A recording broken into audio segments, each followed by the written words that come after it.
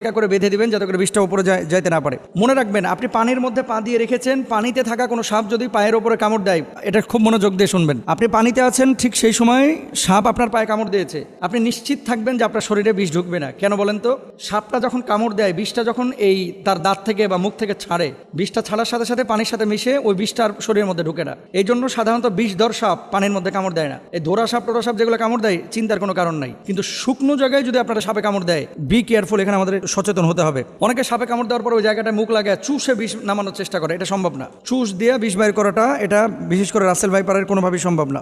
আর বিষাক্ত সাপে কাটলে বাঁচার একটাই পথ, দ্রুত হাসপাতালে যাওয়া, আল্লাহর কাছে দোয়া করা, সূরা ফাতিহা পড়ে সেই জায়গাটায় ফুৎকার করা। যেহেতু এই সূরা বিষের ভারসাম্য অবশ্যই রক্ষা করে, কিন্তু মানুষের জীবনের জন্য যদি ক্ষতির কারণ হয়ে দাঁড়ায়, নবীজির ভাষ্য অনুসারে সেটাকে হত্যা করতে হবে। এবং ইভেন কুকুর, রাস্তায় যে সমস্ত কুকুর ঘোরাফেরা করে আপনার কোনো ক্ষতি করে না, তাদেরকে হত্যার কথা বলা হয় নাই। কিন্তু এমন কুকুর যদি থাকে যে কুকুর দেখলেই আপনার পেছন থেকে ধাওয়া করে, বাচ্চাদেরকে